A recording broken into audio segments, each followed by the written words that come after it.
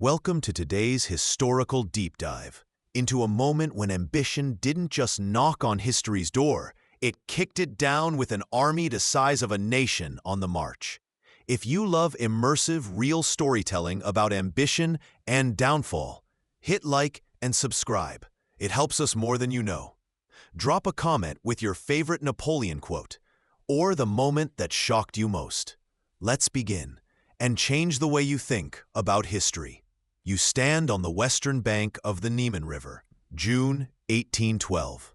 The air thrums, not just with the insistent drone of a million flies in the thick summer heat, but with a palpable electric energy.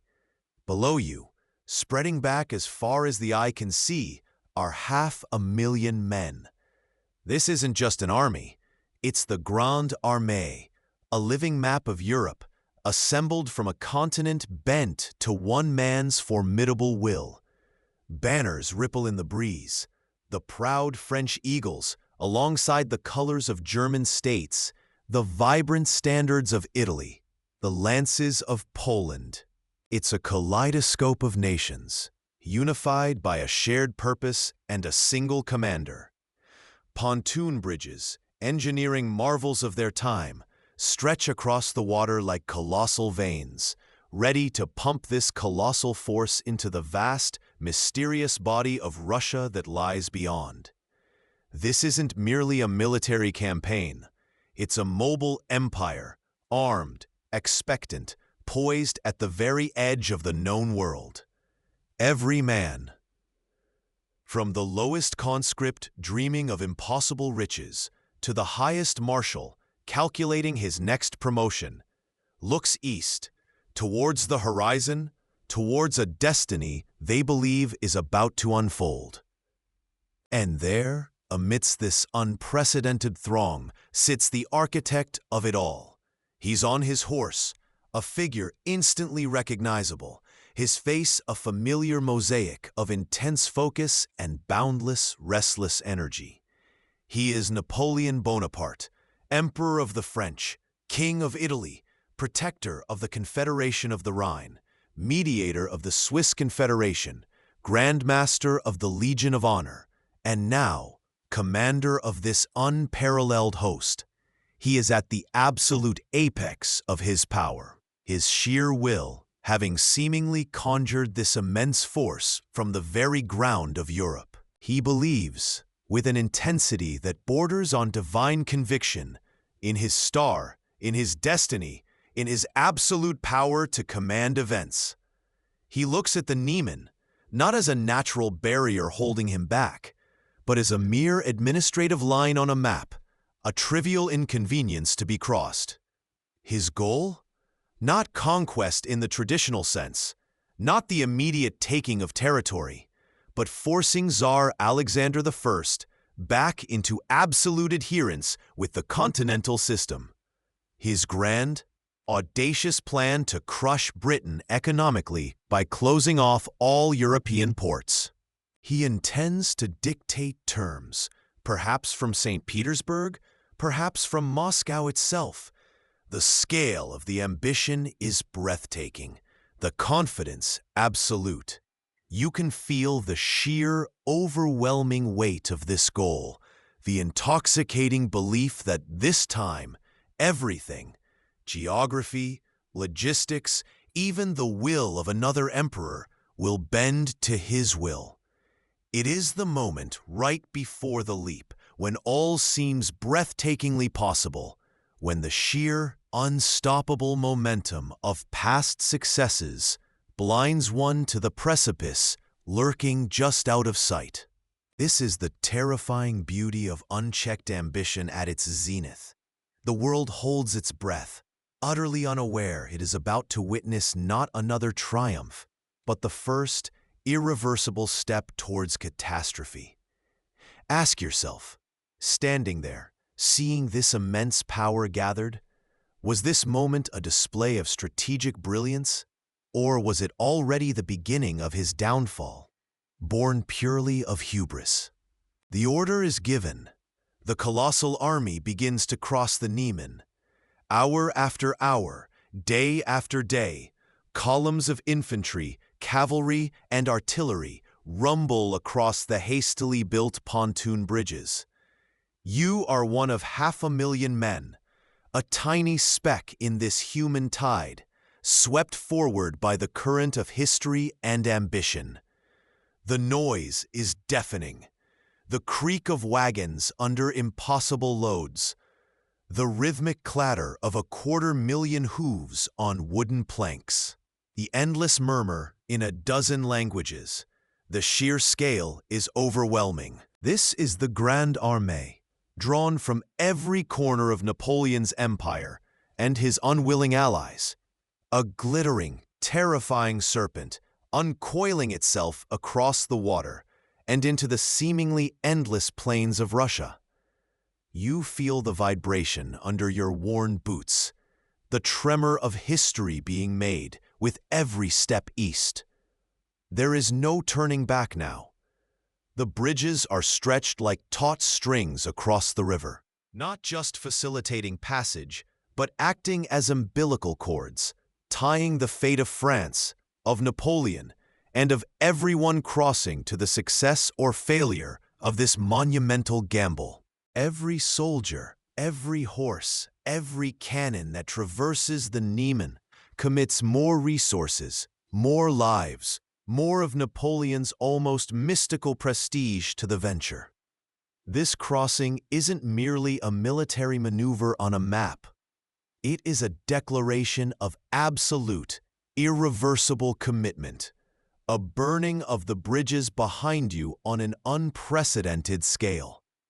The die is truly cast the moment the last divisions pass over.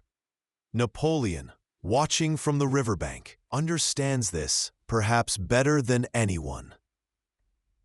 By committing everything, the core of his military power, the wealth of his empire, his own legendary reputation, he gains the terrifying power of unstoppable forward motion.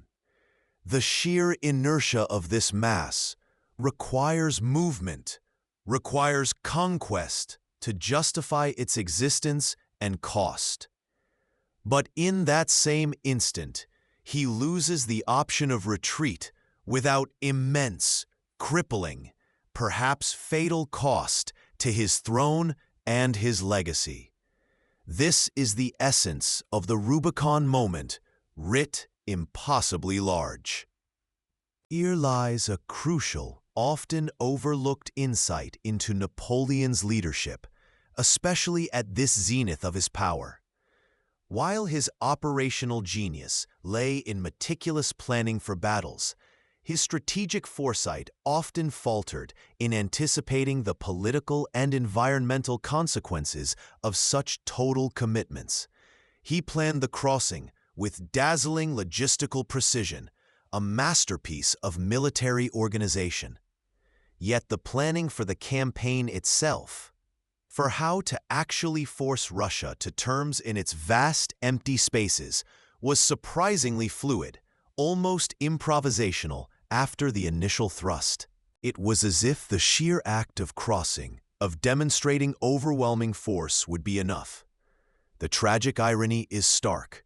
The very strength of his commitment, the burning of all alternative paths, locked him into a trajectory that became increasingly hostile, a path paved with unyielding terrain and an enemy unwilling to engage on his terms.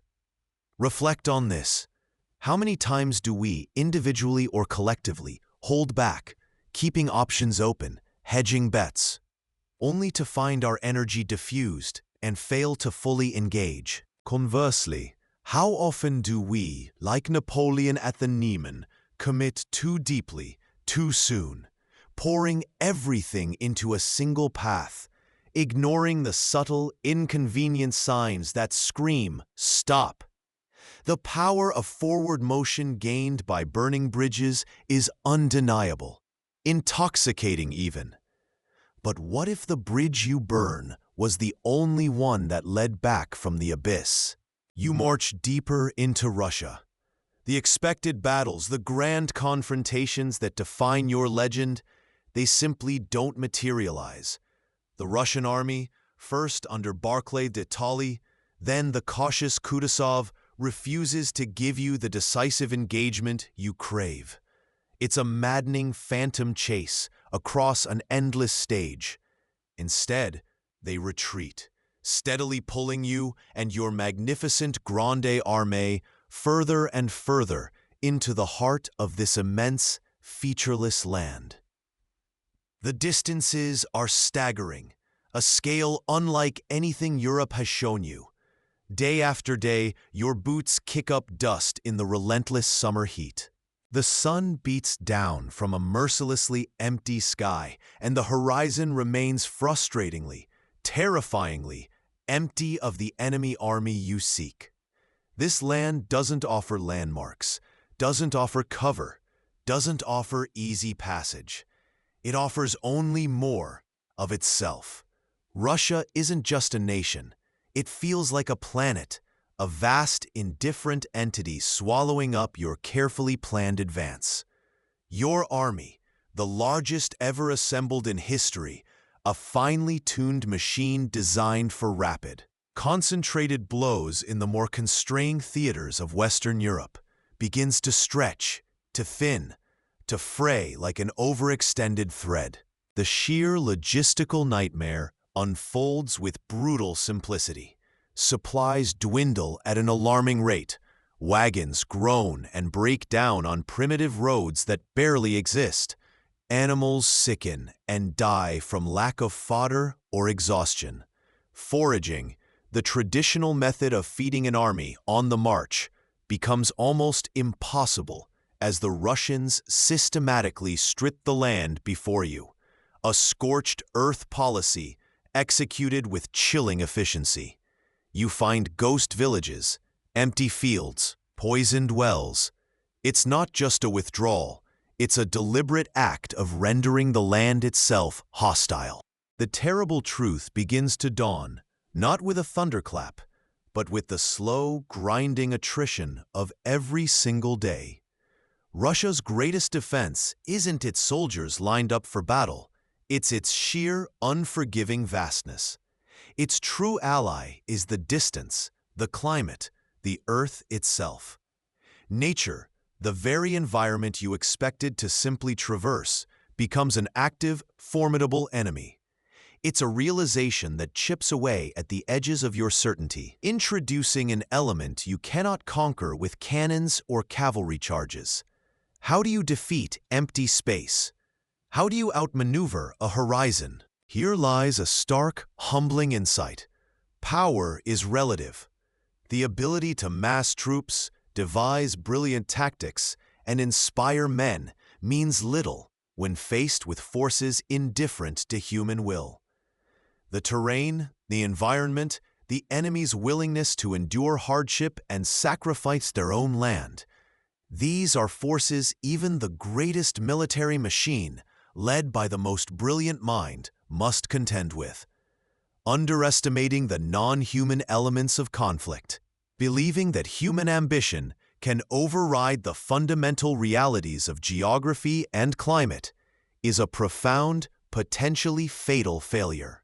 It's easy, from the comfortable distance of centuries, to see the trap closing. But in the relentless dust and heat of 1812, driven by the need to force a conclusion, to justify the monumental effort and risk, the urge is to push on, hoping the next league will bring the decisive moment.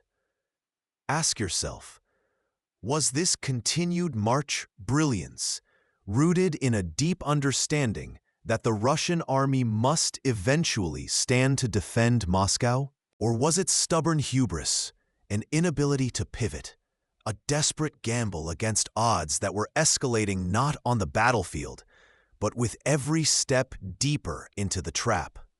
What would you have done, standing in his boots, your army weakening daily, the enemy always just out of reach, knowing that turning back felt like admitting defeat, but pushing forward felt increasingly like marching into the unknown maw of the world? Recognizing the limits of your control, understanding when to adapt rather than simply imposing your will, is the first step towards wise action, whether on a battlefield or in the quieter struggles of life. But for now, the march continues, deeper into the emptiness that promises only more emptiness. You push deeper into the vast, unforgiving landscape of Russia. The early days of anticipation give way to a grim reality. This isn't the campaign you planned. The enemy offers no grand battle, no decisive clash where your strategic brilliance can shatter their lines. Instead, they offer emptiness.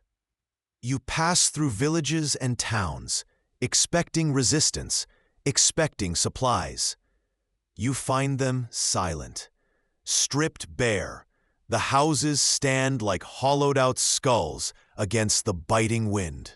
Smoke still curls from the ruins of deliberately set fires, a cruel signpost marking their retreat. Wells are poisoned, their life-giving water turned to death. Fields lie scorched, the promise of harvest burned to ash. Livestock are driven away, leaving behind only the tracks of their departure. The Grande Armée, once a symbol of invincible might, begins to buckle under this relentless, passive assault. Discipline, held together by victories and the promise of plunder, starts to fray like worn rope. Hunger is a constant companion, thirst a torment. The formal structure of the army breaks down in the face of absolute scarcity. Soldiers, desperate and starving, break ranks to forage violently. They tear through the empty homes, search the poisoned wells, alienating the few remaining locals who might have offered aid. The image of the liberators you cultivated crumbles, replaced by the terrifying reality of invaders, scavenging like wolves in a land that provides nothing but hardship. This scorched earth policy is a brutal, unconventional masterpiece of defense. It's not fought with muskets and cannons, but with emptiness and destruction. The very ground you march on is turned into a weapon against you, sapping morale, destroying logistics, eroding the will to fight without ever having to engage in open combat. It's a chilling revelation.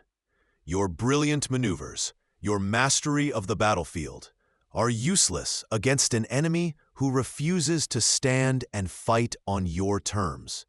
This slow, grinding disintegration in the face of a retreating, destructive foe highlights a profound truth about resilience.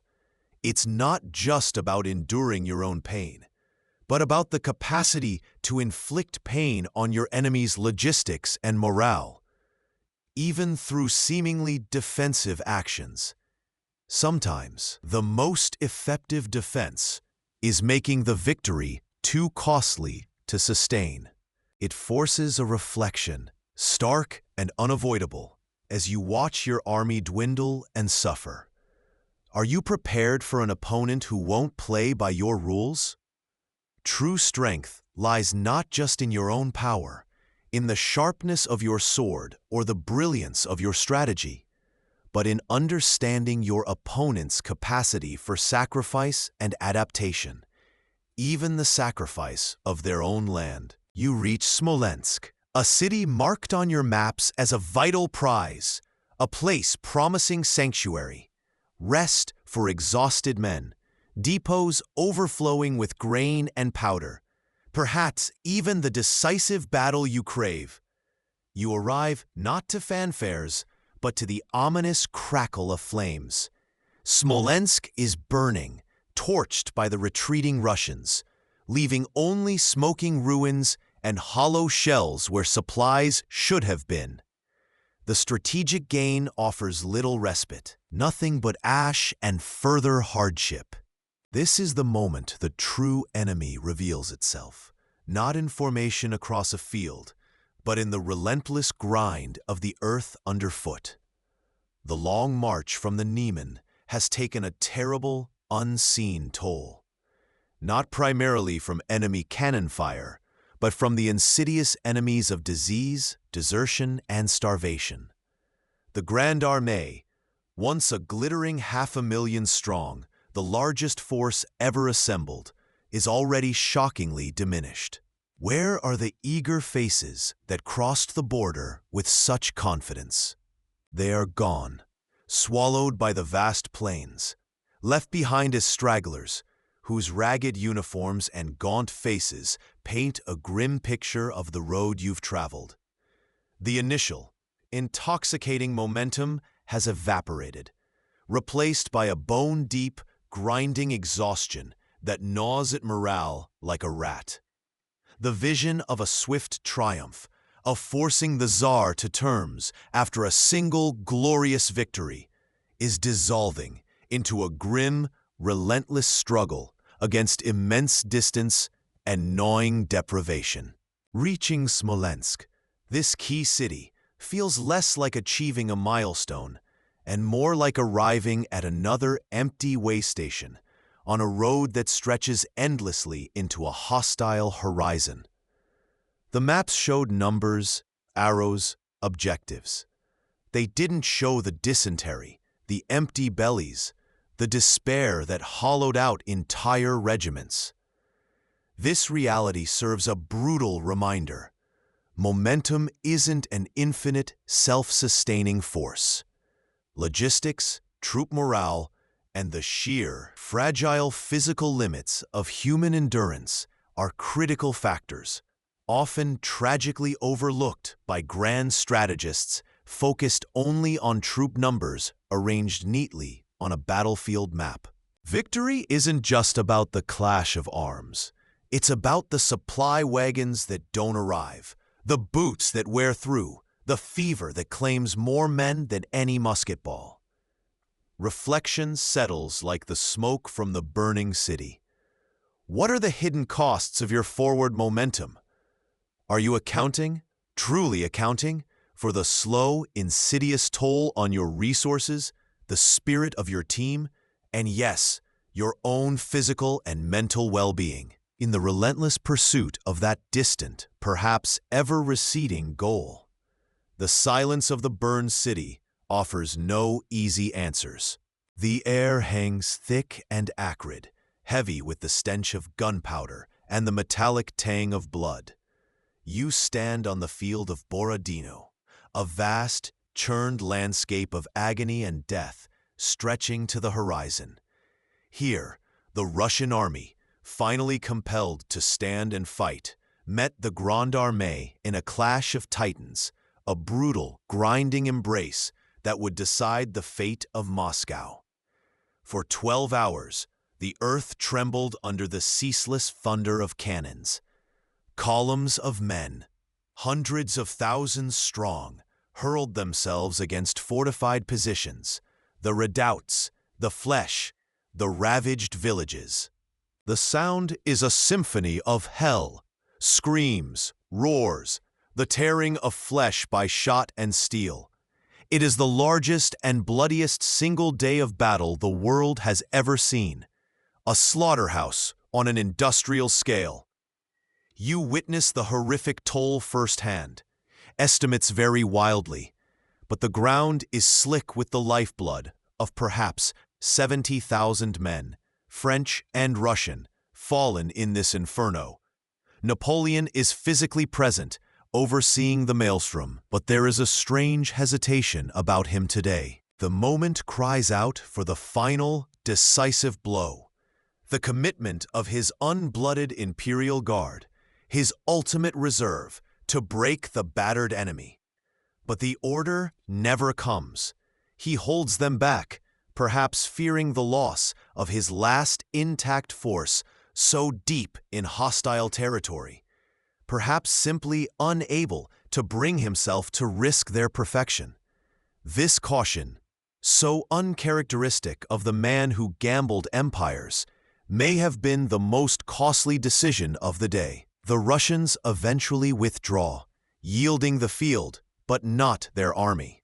They retreat in order, bloodied but unbroken, their strategic capacity intact. The victory belongs to the French, technically. You have taken the ground, but looking upon this charnel house, the sheer, unsustainable cost, the victory feels profoundly hollow. You paid an exorbitant price for a limited objective, possession of a field soaked in the blood of your finest soldiers. The enemy still breathes, still retreats, still exists. What was gained here? A cemetery? This moment offers a chilling insight. A victory that cripples you as much as the enemy is not a true gain. Sometimes, the willingness to pay an exorbitant price for a limited objective is not strength, but the mark of flawed leadership, a failure to see beyond the immediate horizon of battle to the larger strategic war. Ask yourself, was Napoleon's hesitation prudence or a fatal lack of nerve at the critical moment? What would you have done, standing there, the fate of the campaign hanging on committing your final, perfect piece? The highest form of strategy is achieving your objective with minimal cost, not maximum force. Borodino is the brutal, blood-soaked lesson that Napoleon, perhaps, failed to truly learn. You march into Moscow in mid-September. The ancient heart of Russia stretches before you, a labyrinth of golden domes and wooden houses, shimmering under an autumn sun. This should be it, the culmination, the grand operatic moment of triumph you have envisioned for months, for years. You arrive expecting trumpets, delegations, the keys to the city offered on a velvet cushion. A humbled Tsar Alexander, finally ready to sue for peace, now that his sacred capital is occupied. But the city is silent, eerily, profoundly silent, deserted. You ride through vast, empty boulevards, past magnificent palaces and humble wooden dwellings. The streets are devoid of life. No cheering crowds, no defiant citizens, no officials to negotiate surrender. It's a ghost city, a beautiful, echoing shell. The silence is not merely an absence of sound.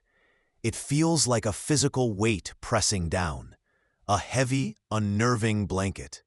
This grand prize, fought for with such immense cost and sacrifice, is hollow. You have taken the objective, planted your standard on the Kremlin walls, but you have gained nothing tangible. Napoleon waits. He waits for the messenger from Alexander, the dispatch that will confirm the political victory he believed would automatically follow the capture of the capital. He sits in the Tsar's own palace, surrounded by emptiness. The silence of Moscow is not passive. It is active, defiant. It is a calculated refusal to play by your rules, to accept your definition of victory. The expected political capitulation fails entirely to materialize.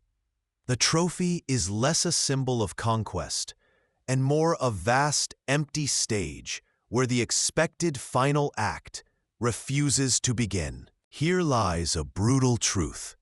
Capturing a physical symbol, even one as potent as an ancient capital, does not guarantee political or strategic victory. Your assumption was that taking Moscow would break Alexander's will. But true success requires understanding your opponent's will and priorities, which may be vastly different from your own. For Alexander, Moscow abandoned was less painful than Russia subjugated. He sacrificed the symbol to preserve the substance, the army, the vast territory, the enduring spirit of resistance. Ask yourself, was marching on Moscow, brilliant military maneuver as it was, ultimately an act of strategic blindness? Were you so focused on the symbolic prize that you failed to understand the true nature of your adversary's resistance or the depths of his willingness to endure pain?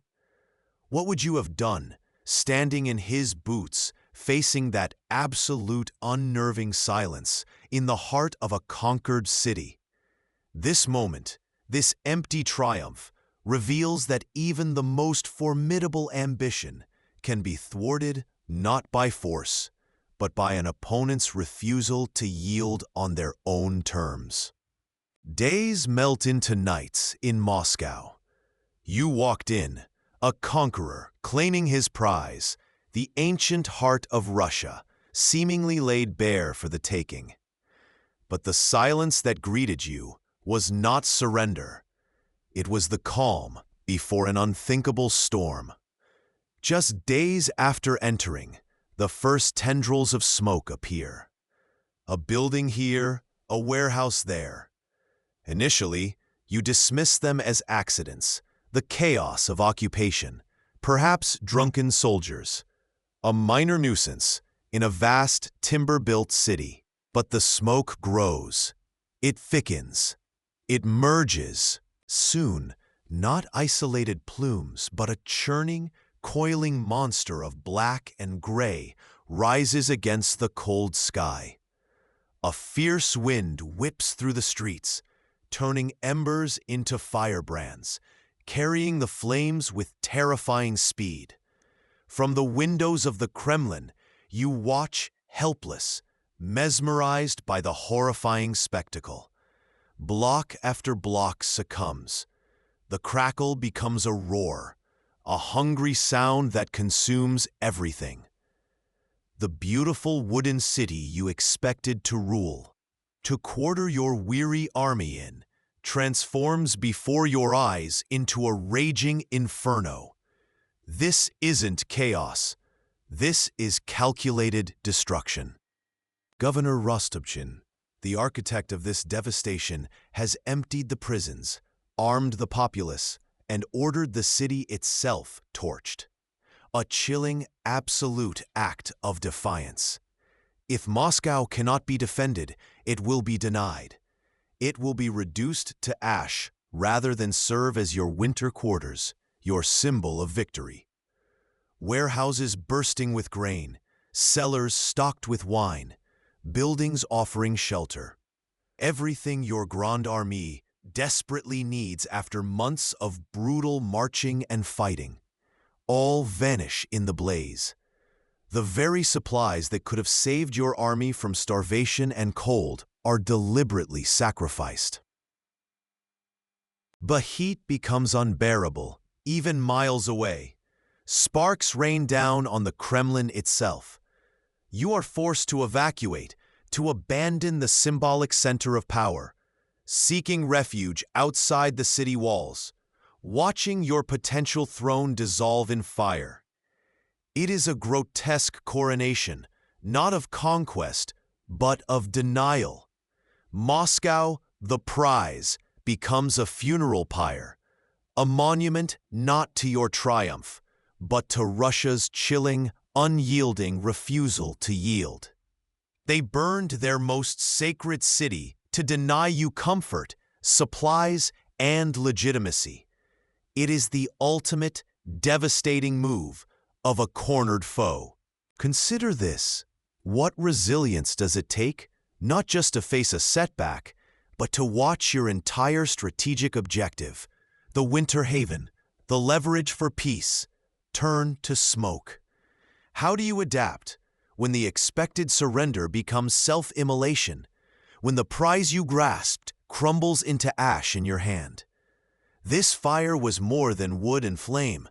It was the burning away of assumptions, the brutal clarity that your opponent would rather destroy everything than submit. A terrifying lesson etched in fire. Sometimes the greatest resistance is not found in standing firm, but in radical, self-inflicted devastation. Ask yourself, could you have foreseen this level of desperation? And what do you do, leader, when the very ground you stand on begins to burn. Weeks bleed into weeks within the skeletal remains of Moscow.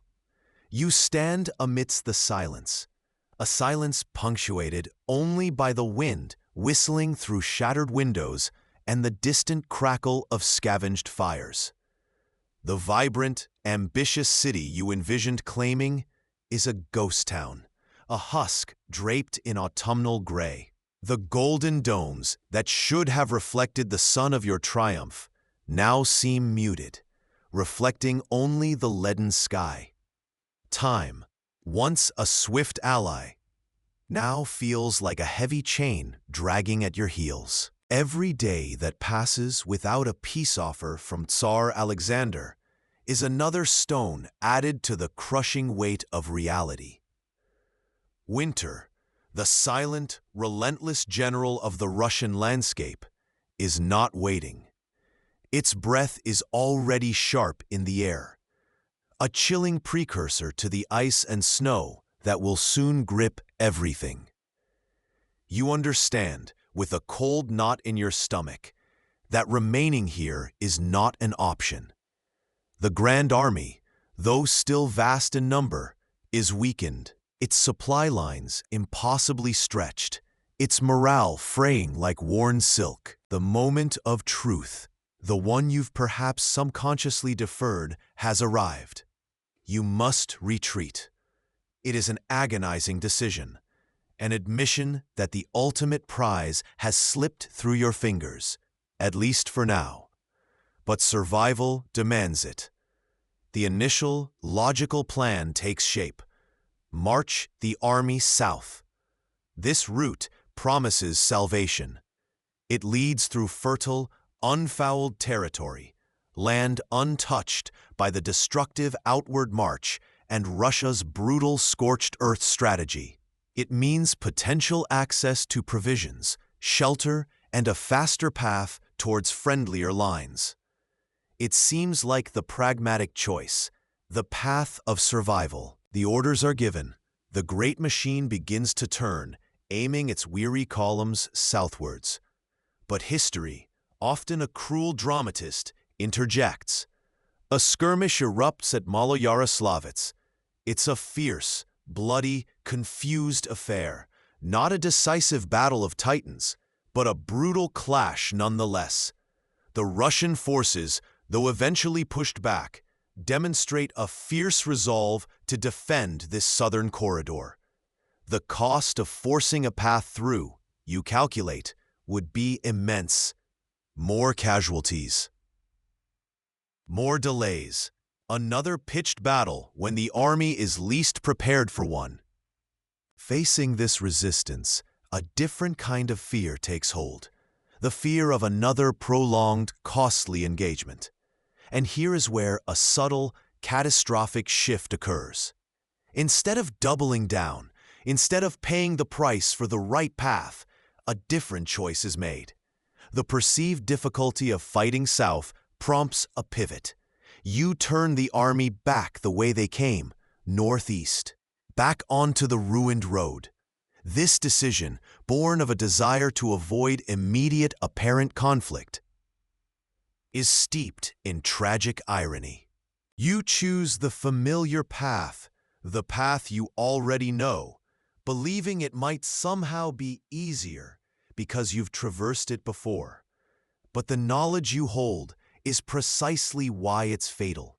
You know this land is stripped bare, a wasteland of burnt villages, starved fields, and the unburied dead from the outward march. It is a path guaranteed to inflict suffering, a slow-motion death march. The retreat begins in mid-October. The skies are leaden, mirroring the mood of the army. Hope, once a vibrant banner, now clings precariously to the belief that the return journey will be swift, that somehow supplies will materialize, that the worst of the weather will hold off. As the columns trace their steps back through the landscape of desolation, these hopes begin to fray. You see the skeletal remains of villages you passed with fanfare, The frozen corpses of horses that perished weeks ago, the gnawing emptiness of the land. This path, the one chosen to avoid immediate hardship, guarantees prolonged agony. It is a textbook example of choosing the path of perceived least resistance without fully assessing its long-term, devastating consequences. Ignoring the hard truth that the southern route, though requiring a fight, offered the only realistic chance of preservation in favor of the grim familiarity of the ruined path, is a recipe for disaster. Leaders must, indeed, make difficult choices, but courage in leadership is not just making a choice. It is facing uncomfortable truths and making tough decisions based on reality, not on wishful thinking or the avoidance of immediate pain. Ask yourself, when faced with two difficult paths, do you gravitate towards the one that avoids immediate conflict, even if you know deep down it leads to a slower, more terrible demise? Or do you steel yourself for the immediate struggle for the chance of a better outcome? This decision, made under gray Russian skies, wasn't just about geography. It was about the failure to confront the harshest truth, that sometimes the only way forward is through the fire, not around it. Then, the true enemy reveals itself. Not the Cossack cavalry harrying your flanks, not the distant fading echoes of the Russian army, but something far older, far more implacable: winter. It arrives not gradually, but like a physical blow, early and brutal. The air, moments ago merely crisp, turns vicious, clawing at exposed skin. Temperatures plummet with terrifying speed, dropping dozens of degrees below freezing, well into the deadly minus numbers. The snow begins to fall, initially a gentle dusting, then a thick, relentless curtain. It doesn't just cover the ground, it transforms the world. Roads vanish, erased under a featureless white blanket.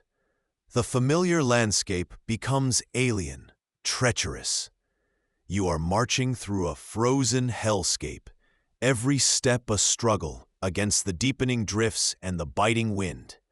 The wind is not just cold, it is a blade, finding every gap in your already threadbare uniform, tearing at your resolve.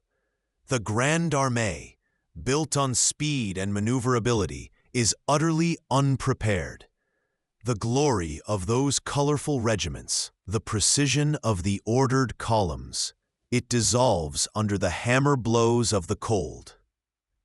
Your boots, worn down by weeks of marching, offer no protection against the frost that creeps insidiously into your feet. Soldiers shiver uncontrollably, their bodies burning through meager rations simply to generate enough heat to survive. Fingers stiffen, faces are raw and chapped, breath turns to ice crystals instantly. But the cold's most devastating impact is on the animals. The horses, essential for transport, cavalry, and pulling artillery, begin to die in droves. Starving from lack of forage, their magnificent strength is useless against the relentless cold. You see them collapse by the roadside, their breath misting their final moments, a tragic, silent testament to the futility of will against nature's indifference.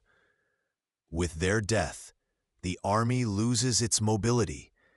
Cannons, once the voice of your authority on the battlefield, must be abandoned, sinking into the snow, silent and useless.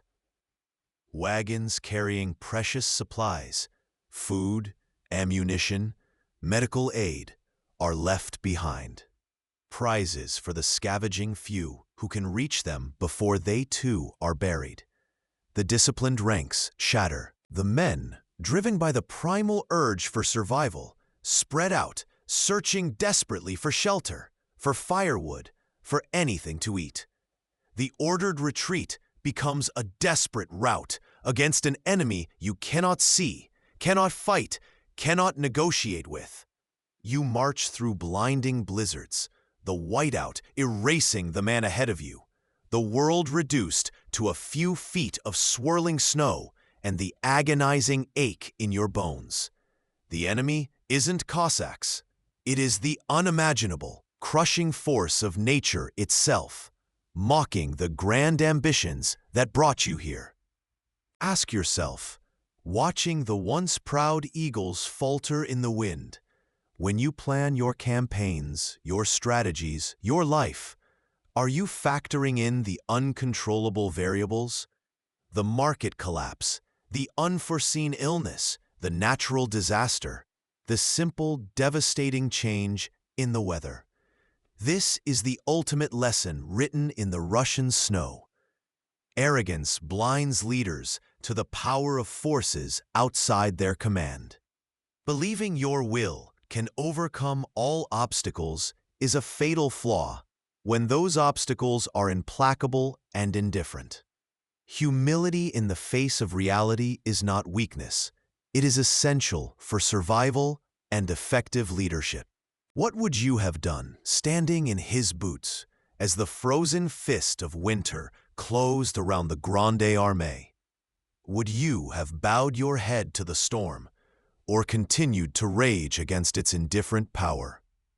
You step into the biting wind, not the crisp air of a battlefield dawn, but the gnawing chill of a Russian winter retreat.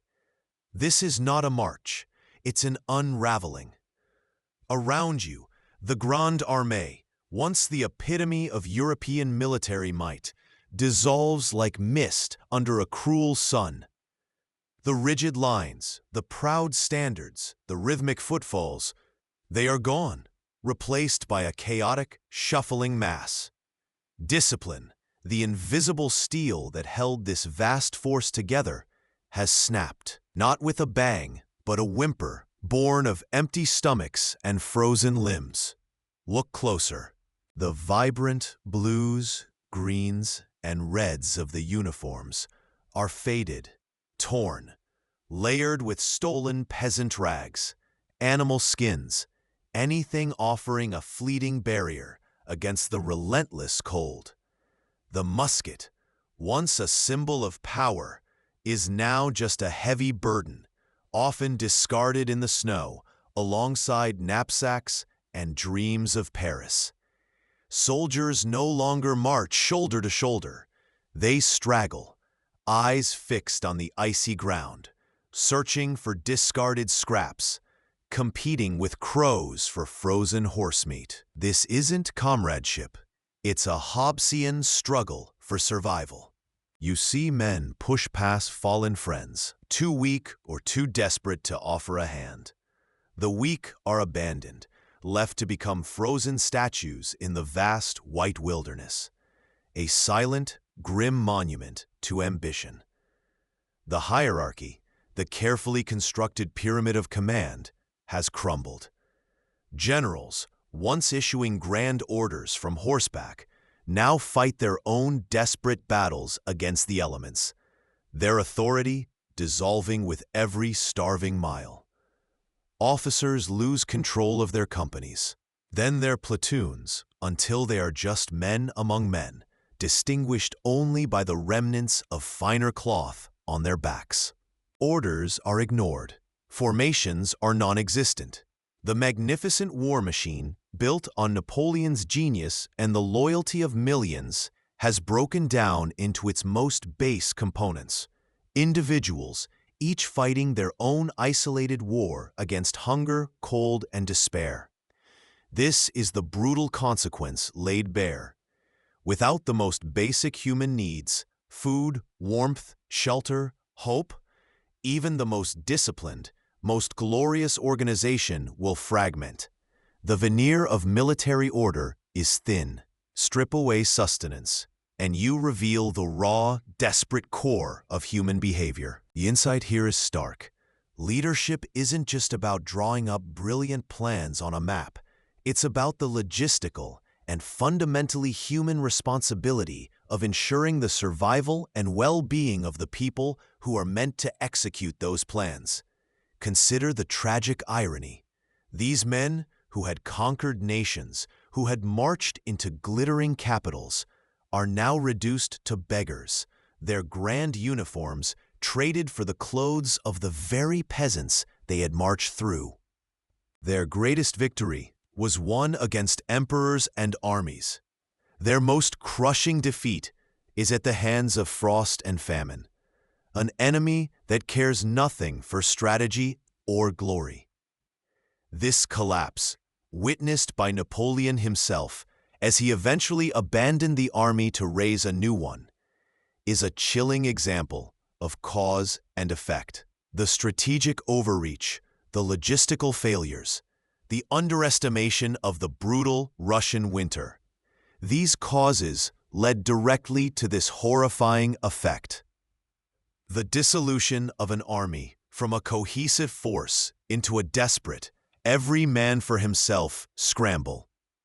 The human cost of Napoleon's relentless ambition wasn't just measured in lives lost in battle, but in the slow, agonizing death of tens of thousands abandoned to the snow.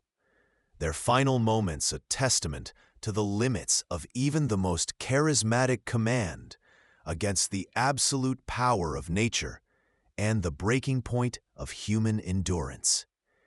Ask yourself, when the foundations of sustenance and hope are removed, what truly remains of unity and purpose? Does true leadership lie in the grand vision or in the gritty, often overlooked task of ensuring your people are fed, clothed, and capable of continuing the fight? The frozen faces you pass in the snow offer a silent, terrible answer. The snow falls relentlessly, a white shroud over the vast, unforgiving plain. The Grande Armée, once the undisputed master of Europe, is no more. It is a broken, shuffling column of frost-bitten ghosts, haunted not just by the cold and starvation, but by the constant, unseen enemy. You feel it in your bones, the anxiety that never lifts. Just as you stumble, fighting for each breath in the biting wind, they appear. Like specters from the swirling white, the Cossacks materialize. They are not the heavy infantry or formed cavalry you were trained to face in pitched battle. They are the phantom riders, born of this brutal land, perfectly adapted to its misery. Their small, sturdy horses seem immune to the cold, their riders tireless, their weapons simple but effective, lances and sabers wielded with terrifying skill in close quarters. They swarm the flanks, the vulnerable rear, never engaging in a stand-up fight. They are the 1,000 tiny cuts. You see a group of stragglers fall behind, exhausted, their eyes glazed with despair. Suddenly, the thunder of hoofs, shout swallowed by the wind, and they are gone, leaving only bodies in the snow and wagons plundered. This is the true genius of their resistance, and a fatal blind spot for a leader like Napoleon, accustomed to grand strategies and decisive confrontations. He sought the Russian army. He found an enemy who refused to be found, yet was always there. The Cossacks are not aiming for victory in battle. They are aiming for complete annihilation through attrition. They are the relentless, gnawing thorn in the flesh of the retreat, preventing any moment of true rest, any chance to reorganize, to heal. Their hit-and-run tactics are a psychological weapon as much as a physical one. You can never let your guard down. The sound of the wind often mimics the whisper of their approach, turning every shadow into a potential threat. It's a brutal lesson in underestimating the unconventional. Napoleon prepared for titans clashing on open fields, but the environment and the Cossacks, the seemingly lesser adversaries, exploited his army's profound vulnerability. Their knowledge of the land, their speed, their utter ruthlessness in targeting the weak. It proves that sometimes the most dangerous opponent is not the one you expect, but the one who understands the battlefield better than you do. Ask yourself, were you so focused on the grand challenge that you overlooked the persistent, chipping threats around the edges? What happens when your adversary refuses to play by your rules, using your own environment against you? The Cossacks were not just harassing, they were dismantling the Grande Armée, piece by agonizing piece. A stark testament to the power of relentless, unconventional opposition exploiting weakness. The icy wind bites at your face as you arrive at the Berezina River. It stretches before you, a formidable frozen barrier, the final desperate obstacle in the path of retreat. Behind you, the relentless Russian pursuit gains ground. From north, south, east, and west, they are converging, a tightening noose designed to crush the remnants of the Grande Armée against this unforgiving waterway. This is the trap. This is the crucible. Desperation breeds ingenuity, but often at a terrifying price. He knows bridges must be built, and built now. But his engineers, the vital pontooniers who carry the necessary equipment, have been marching separately, sometimes ordered to destroy their own bridging materials on the retreat to lighten loads or prevent capture earlier. A chilling irony. The very tools needed for survival were deemed expendable in the flight towards this point of no return. Now facing annihilation, the call goes out. Under the command of General Jean-Baptiste Eble and his fellow engineers, an almost suicidal task begins.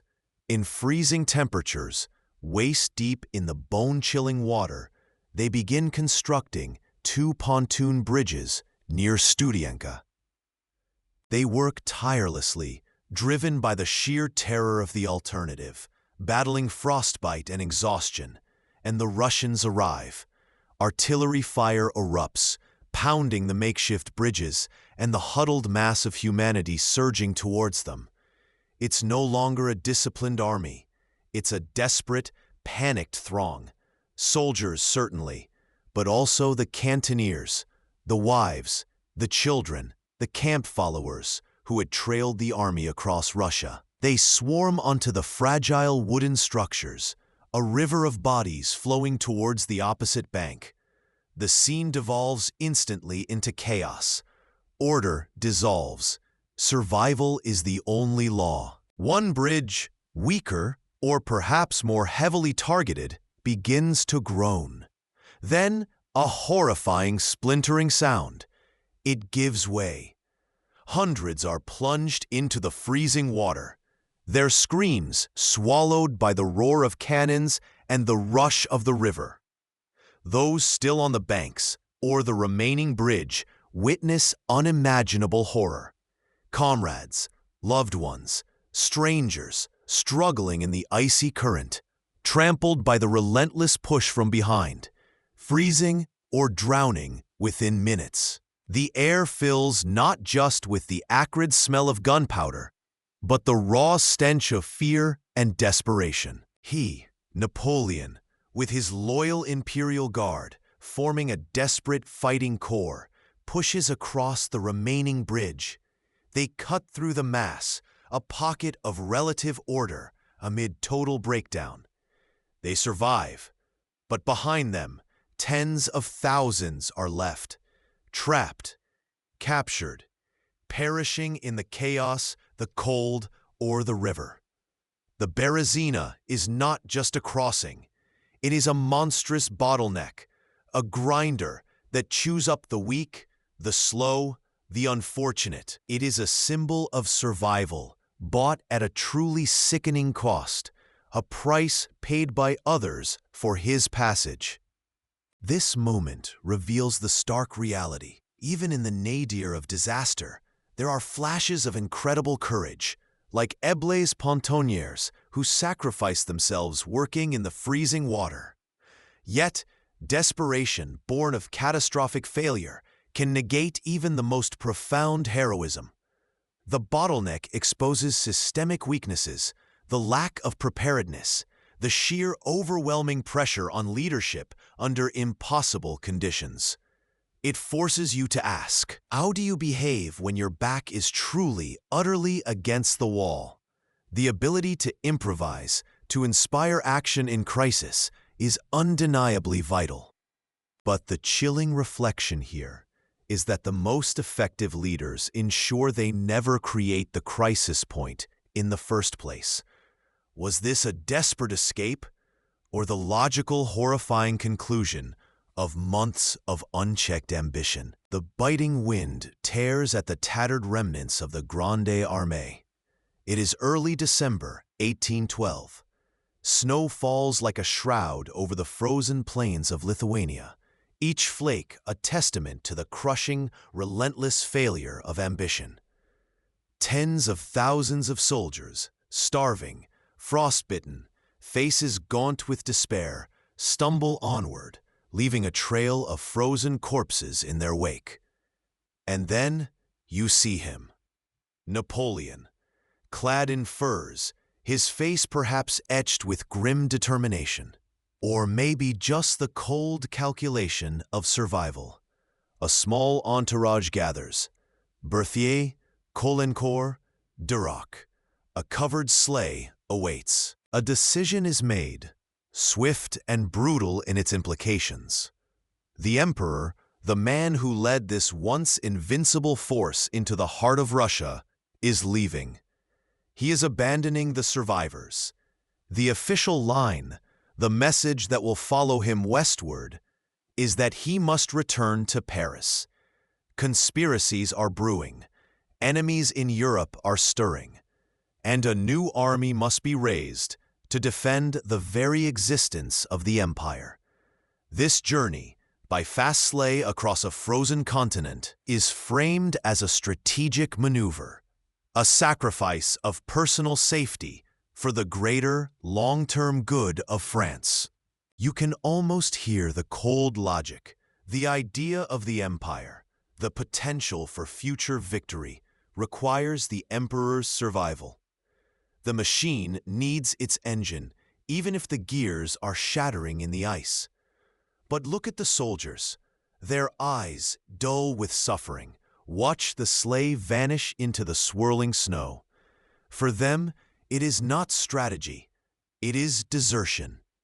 The living symbol of their glory, the man who had inspired them to conquer half a continent, chooses his own warmth, his own safety, over their shared agony. The bond forged in countless victorious battles, the implicit contract between leader and led, snaps like a frozen branch. This moment, perhaps more than any defeat on the battlefield, strips bare the complex calculus of power.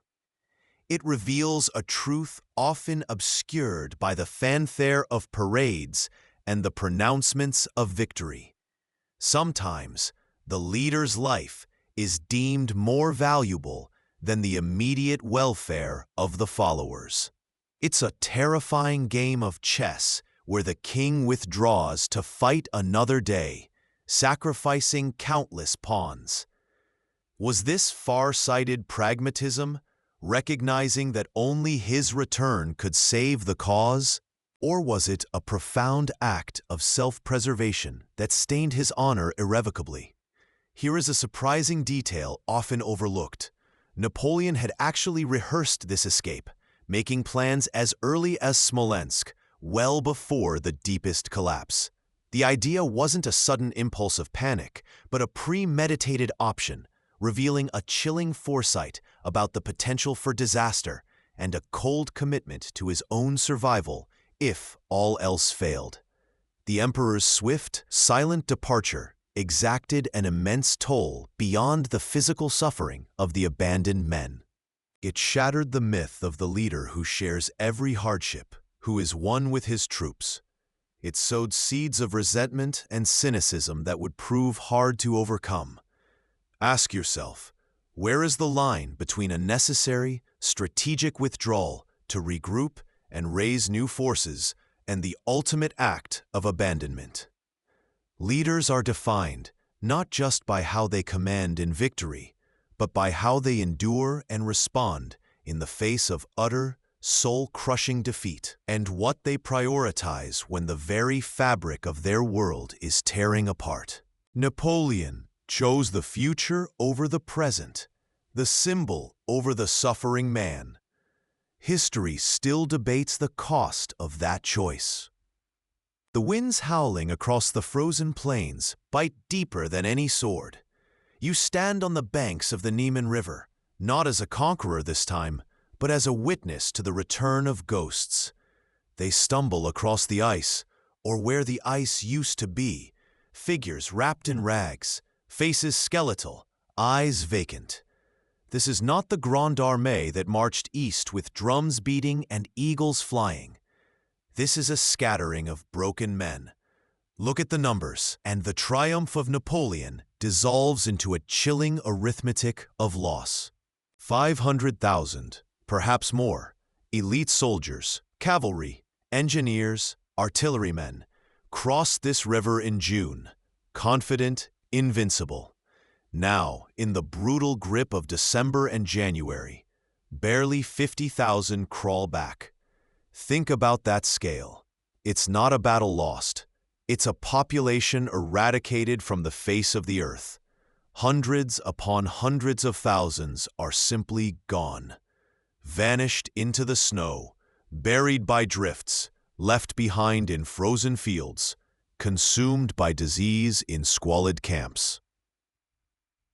Starved to death in the brutal emptiness, or cut down by Cossack lances. Death came in 1,000 forms, few of them glorious on a battlefield.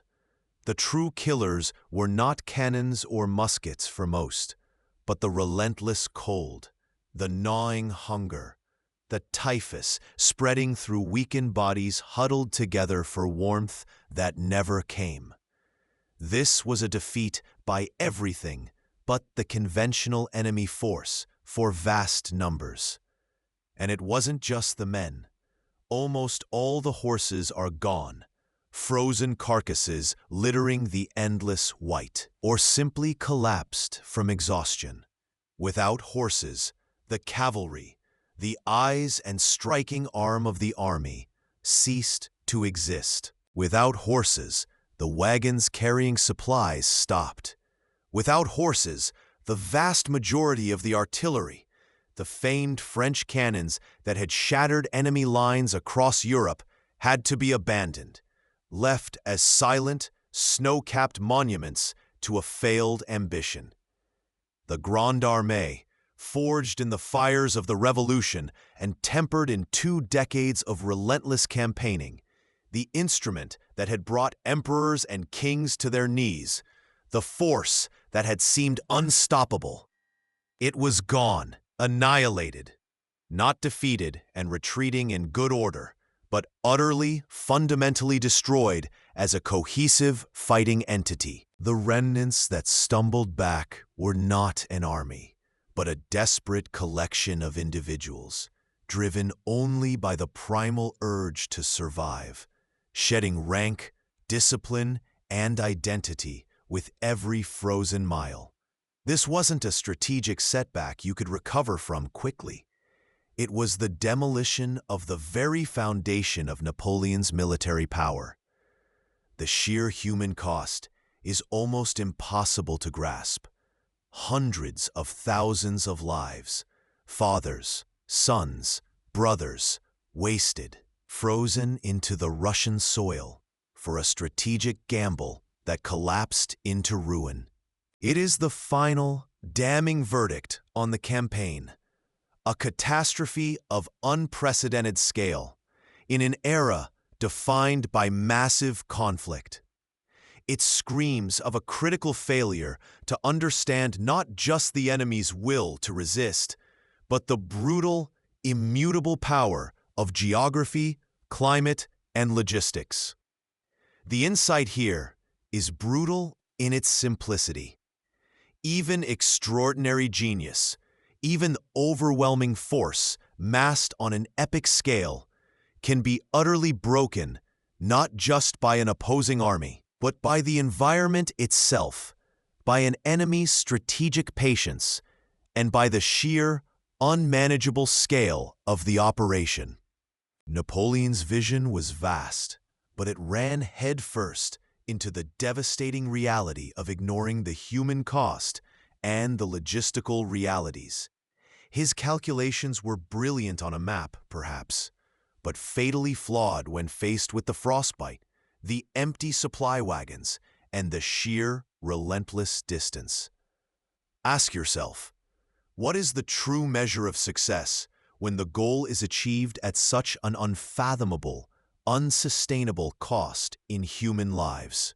Were Napoleon's eyes so fixed on the grand vision of conquering Russia, of enforcing his will, that he became utterly blinded to the devastating reality unfolding daily in the snow and ice?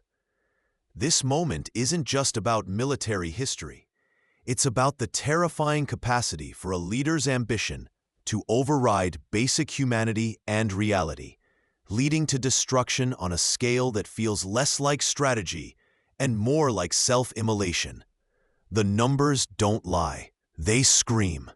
And what they scream is the utter, tragic finality of this campaign's outcome. The ice of Russia leaves more than just frozen corpses and shattered bones. It leaves a psychological wasteland. You stand amidst the scattered remnants of the Grande Armée, a ghost of the force that marched east with such arrogant confidence. The physical destruction, the unimaginable loss of life, the abandoned cannons, the tattered flags, is horrifyingly real. But it is mirrored by something far more insidious, the shattering of a myth.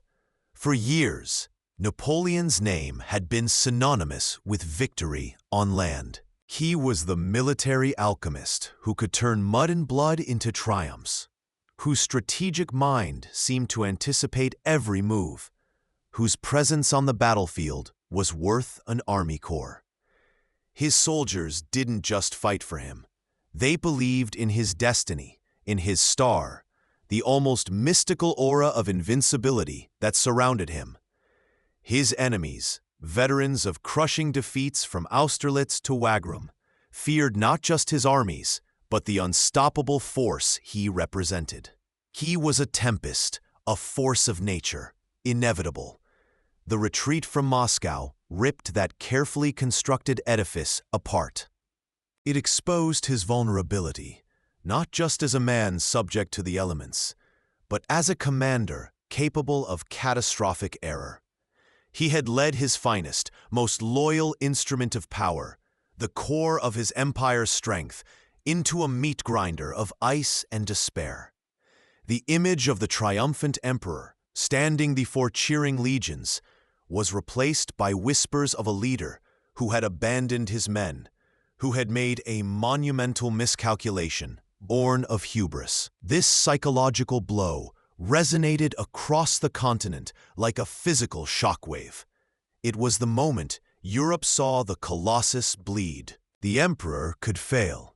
He could be defeated, not just in a minor skirmish, but utterly, completely, leading his most cherished army to its doom. This wasn't a tactical setback.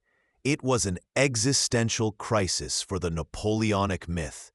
His enemies, who had cowered in the shadow of his perceived infallibility, felt courage bloom in their hearts.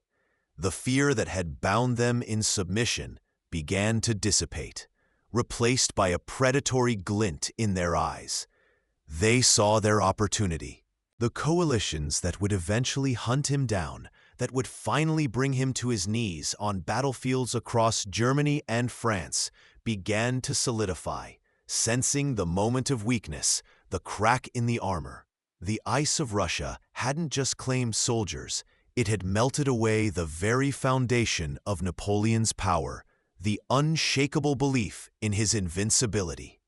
It's a brutal lesson etched in the snow. Power built solely on reputation, on the perception of being unstoppable, is terrifyingly fragile. When that myth shatters, everything built upon it is imperiled.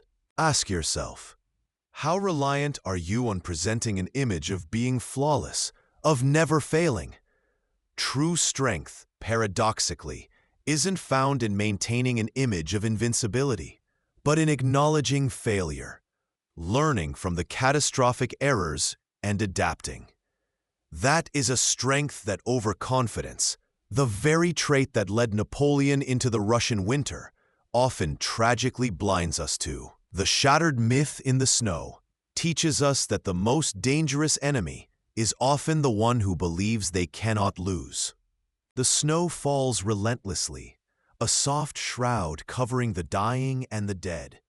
You are retreating, stumbling back through the frozen hell of Russia, the dream of conquest dissolving into a nightmare of frostbite and starvation.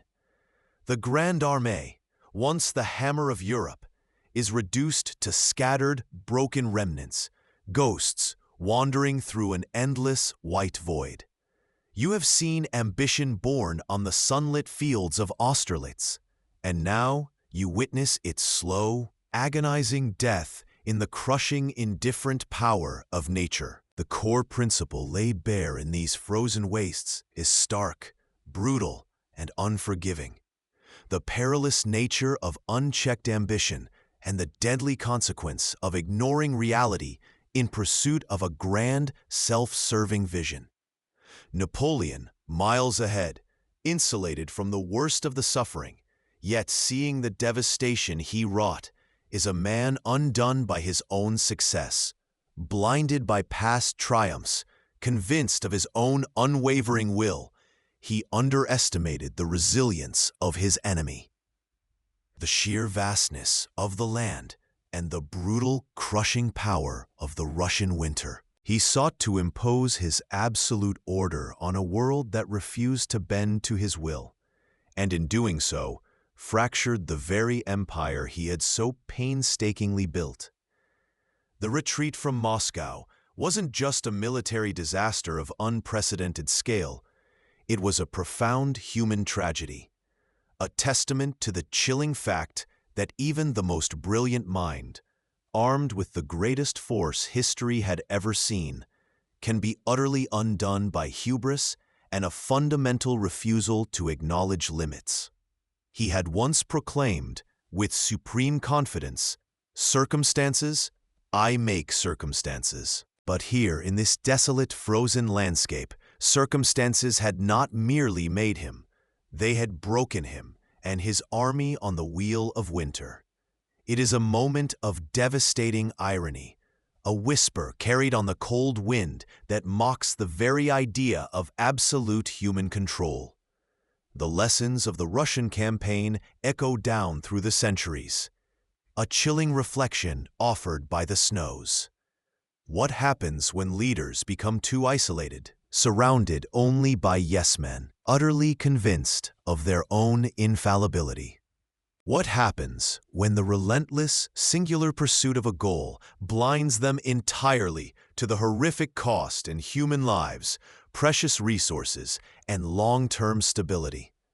What if, in our own time, powerful figures or nations repeat these exact same mistakes, driven by the same ego, the same inability to tolerate dissent, the same fatal unwillingness to adjust to changing, unyielding realities? The snows of Russia offer a timeless mirror, reflecting the eternal, often tragic, struggle between human will and the forces, natural, political, and human, that inherently resist absolute control. Every grand project, every bold venture, every ambitious leap carries within it the potential for a similar catastrophic failure if reality is ignored, if the limits are denied. The frozen graves of the Grande Armée are a silent, agonizing monument to the ultimate consequences of reaching too far, too proudly, too blindly. This absolute turning point in Napoleon's life serves as a chilling, undeniable reminder that greatness without self-awareness does not breed enduring empire. It leads inevitably to isolation and exile. After wrapping the main narrative, the silence of the snow-covered fields holds the deepest wisdom. As the final stragglers fell, lost to the cold embrace of the earth, a singular, undeniable lesson solidified in the heart of history. Unchecked ambition, divorced from reality, is a self-inflicted wound of catastrophic proportions. Napoleon's decision to march into the vastness of Russia, his refusal to see the limits of his power against the forces marshaled against him, climate, logistics, an unyielding enemy, wasn't merely a strategic error. It was a moral and existential failure, fueled by the very hubris that had once seemed invincible. When we study this moment honestly, stripping away the romance and the legend, the wisdom we gain is profound, if painful. It teaches us about the fragility of power, even at its zenith. It reveals the seductive danger of believing one's own myth.